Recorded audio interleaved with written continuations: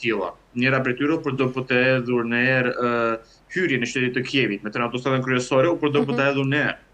Dhe as edhe një radar, as edhe një sistem antiraketor nuk arritur ta ndalonte.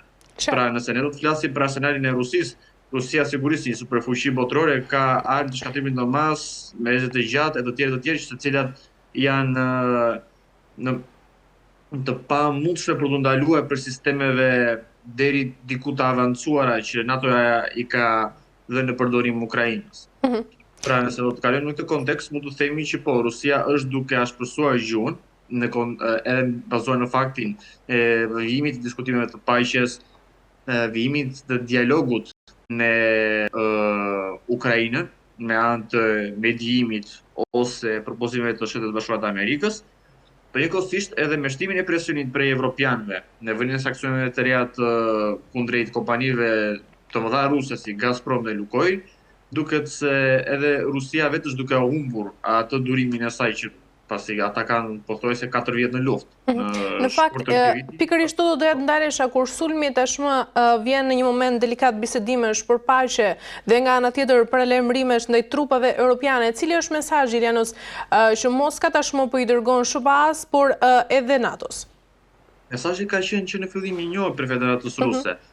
Ne do të themi që rusët kanë një konceptualizim shumë klasik të rendit botëror, shumë të ndoshta do ta quajmë të vjetër, të bazuar në atë që në shekullin e 19, pas thyrjes së Napoleonit në Moskë, u quhet koncerti i popujve.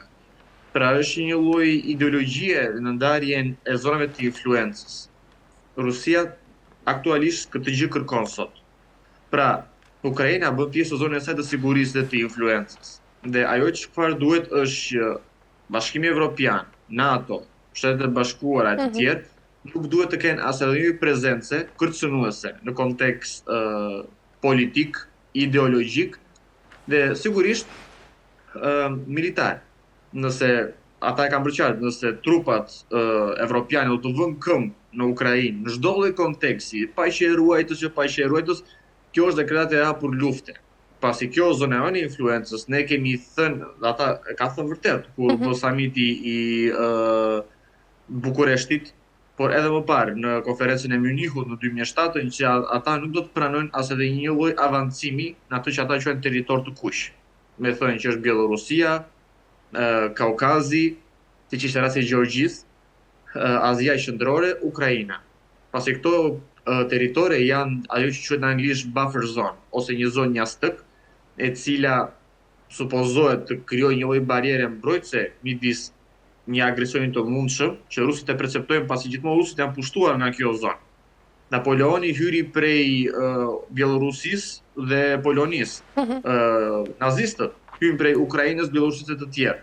Pra, fakti që ndron kryesisht edhe bazuar në që këto shtete janë fushore. Pra ne dimë që Rusia ka shumë ato që ne quajmë stepa fusha, ku ja nuk ka mbrojtje natyrore. Dhe këto territore, Ukrainë, Bielorusi e të tjerë, sidomos Ukraina së fundit, supozohen të kenë rolin e fortifikimeve ose avamposteve politiko-ideologjike dhe ushtarake për Federatën Ruse për të mos lejuar asnjë lloj kërcënimi të mundshëm që mund të vijë nga perëndimi.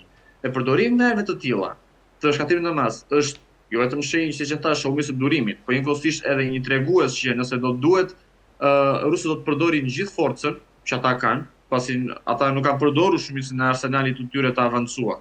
Raketat Oryeshnik, bombën cari zi, cari rus, pra i këtu janë armë të shkatrimit në masë të cilat mund ta kthejnë një qytet në shkrum për çështje sekondash. Dhe shkatojnë kazualitetet më të fortë të mëdha nga çfarë janë shkaktuar. Ashtu si e the Ilianos, duke qenë se Oryeshnik ka rrezë që mbulon të gjithë Europën, a duhet parë ky sulm ndoshta si një test operacional apo si një sinjal friksimi ndaj perëndimit dhe nga ana tjetër Rusia e ka justifikuar sulmin si një reagim ndaj një kërcënimi që ka ndodhur ndaj presidentit rus Vladimir Putin, nëse të kujtohet një javë më parë në mos gaboj. Sa bindes e sheh këtë argument?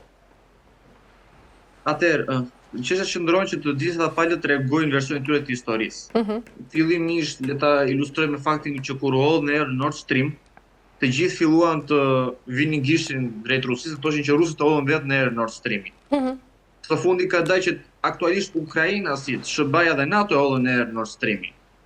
Por para 3 vitesh gjithë propaganda mediatike, gjithë retorika ishte shumë e ashpër dhe gjithë thanë që Rusia kërkon provokime për të vijuar më tej sulmin në Ukrainë dhe për ta eskaluar në Evropë. Sot këto dekreta kanë rënë poshtë.